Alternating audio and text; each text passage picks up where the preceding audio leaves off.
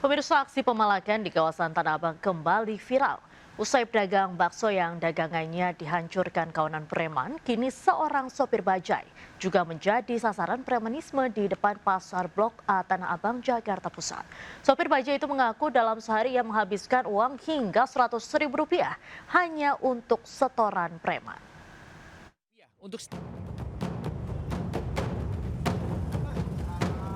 Aksi pemalakan yang dilakukan preman terhadap supir bajai terekam penumpang tepat di depan pasar Blok A Tanah Abang, Jakarta Pusat.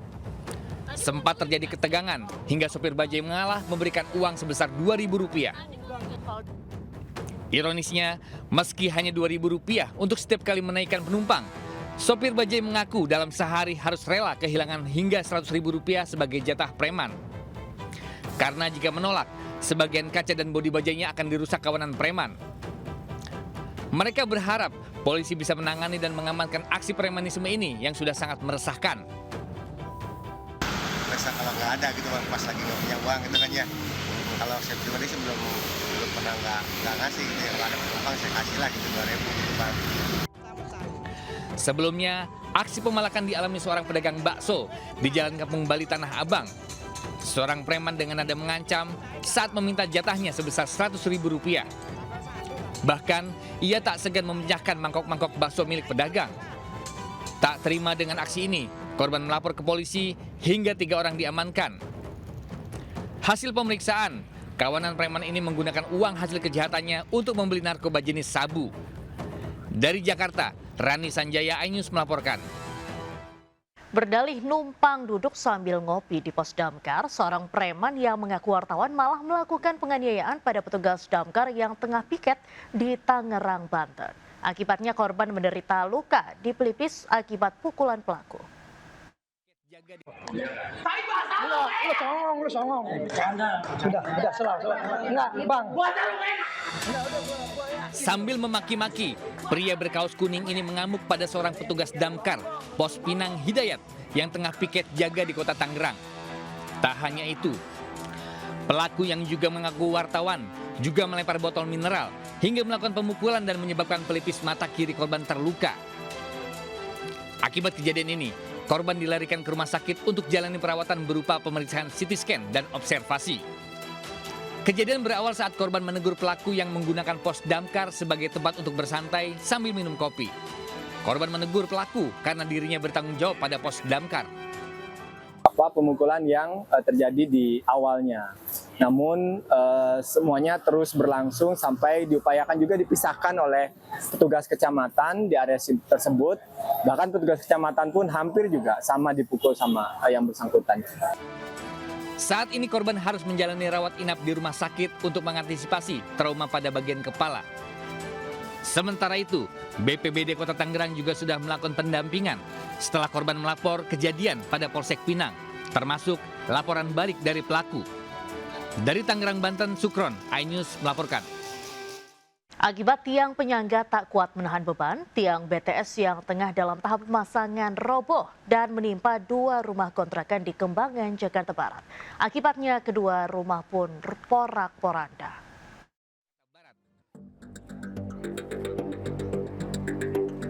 Dua rumah kontrakan ini porak-poranda pada bagian atap dan dinding akibat tertimpa tiang BTS yang roboh di Jalan Kiai Hasim, Pondok Cabe, Kembangan, Jakarta Barat.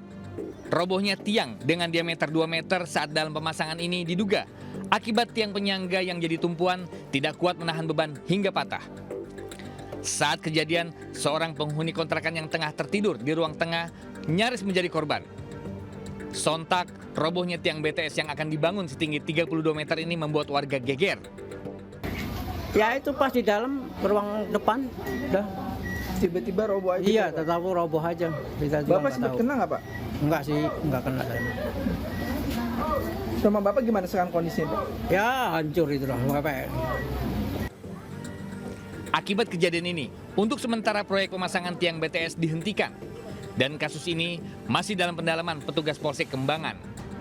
Dari Jakarta, Miftahul Gani, iNews melaporkan. Kita ke informasi selanjutnya, pemirsa. Warga Jakarta datang ke lapangan Banteng untuk menikmati beragam makanan khas Betawi di hari terakhir acara Lebaran Betawi. Di antaranya ada dodol Betawi. Nah, seperti apa rasanya kita nikmati bersama dengan Kea Dela Rosa. Pemirsa, antusiasme warga dalam menyambut acara Lebaran Betawi tahun ini di Lapangan Banteng Jakarta Pusat kian meningkat, dan ini hari terakhir Lebaran Betawi diadakan di Lapangan Banteng. Dan tentunya kita ingin mengetahui bagaimana antusiasme warga di sini. Yang saat ini di depan saya sudah ada salah satu makanan khas Betawi, yakni dodol Betawi, yang dimana harganya sangat murah nih pemirsa, hanya Rp15.000 hingga Rp100.000 tergantung berat dan juga bentuk dodolnya. Selain itu, kita juga ingin mengetahui nih pemirsa detail-detail harganya tuh dan varian rasanya ada apa aja sih? Abang boleh nanya ada rasa apa aja di Bang?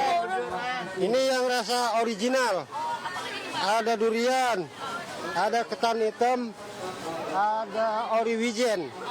Nah, yang paling best seller dan harganya berapa aja nih Bang? Ini yang original harga 15 ribuan satu. Ya. Sama juga, ini juga sama, yang gede 30. Ada yang setengah kilo 50 harganya, terus sekilo 100. Makasih banyak Abang. Nah, pemirsa, harganya paling murah Rp15.000, dan di sini kita bisa langsung juga mencoba pembuatan dodol Betawi. Nah, di sini nih pemirsa, nih beberapa anak-anak sekolah juga datang menyambut Lebaran Betawi yang diadakan oleh pemerintah DKI Jakarta setiap tahunnya setelah acara ataupun Hari Raya Idul Fitri. Yang nantinya juga acara ini merupakan ajang silaturahmi untuk seluruh warga Jakarta dan juga menjadi ajang untuk melestarikan budaya Betawi itu sendiri. Nah, untuk pemirsa yang masih belum tahu mau kemana di weekend ini dan juga di tahun depan, langsung saja datang ke Lebaran Betawi di Lapangan Banteng Jakarta Pusat. Dari Jakarta, Kea Dela Rosa, Dila Aulia, iNews melaporkan. Pemirsa, usai pemeriksaan, Komisi Pemberantasan Korupsi (KPK) menetapkan 2 orang sebagai tersangka kasus dugaan pemerasan di lingkungan pemerintah Kabupaten Tulung Agung, Jawa Timur. Kedua tersangka adalah Bupati Tulung Agung Gatut Sunuwibowo bersama ajudannya Dwi Yoga Ambal. Operasi tangkap tangan yang digelar Komisi Pemberantasan Korupsi di lingkungan pemerintah Kabupaten Tulung Agung menjerat 2 orang. Dari 16 orang yang diamankan dan diperiksa secara intensif sejak pukul 6.50 hingga pukul 23.45 waktu Indonesia Barat Sabtu kemarin, KPK menetapkan 2 orang tersangka, yakni Bupati Tulung Agung Gatut Sunuwibowo bersama ajudannya Dwi Yoga Ambal. Modus tersangka adalah dengan melakukan pemerasan pada OPD sekurang-kurangnya sebesar 5 miliar rupiah, namun realisasi uang yang sudah diterima baru 2,7 miliar rupiah.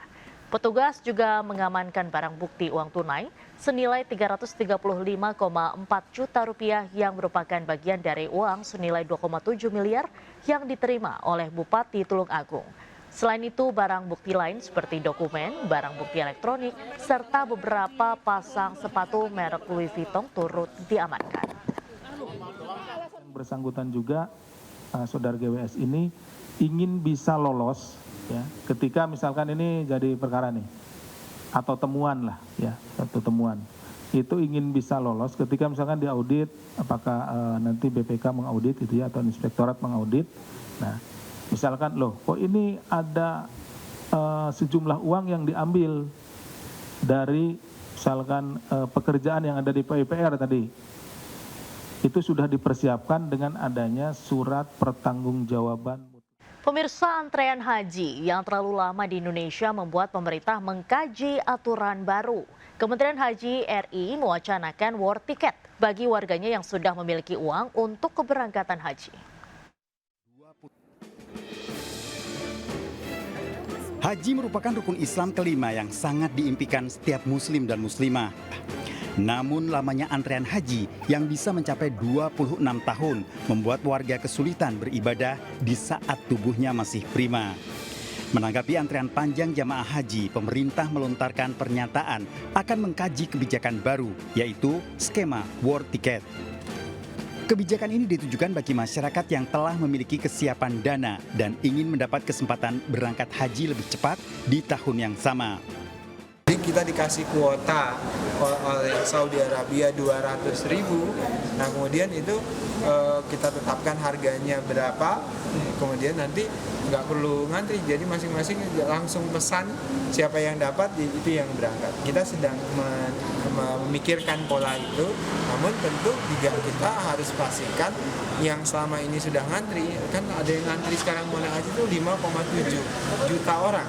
Nah, bagaimana perlindungan terhadap mereka? Jadi ini wacana ini sedang kita godok agar keinginan dan perintah Presiden supaya haji tidak ngantri itu bisa kita wujudkan. Diharapkan kebijakan ini dapat menjadi solusi atas panjangnya antrean haji di Indonesia tanpa mengurangi prinsip keadilan bagi seluruh calon jamaah. Tim Liputan iNews melaporkan.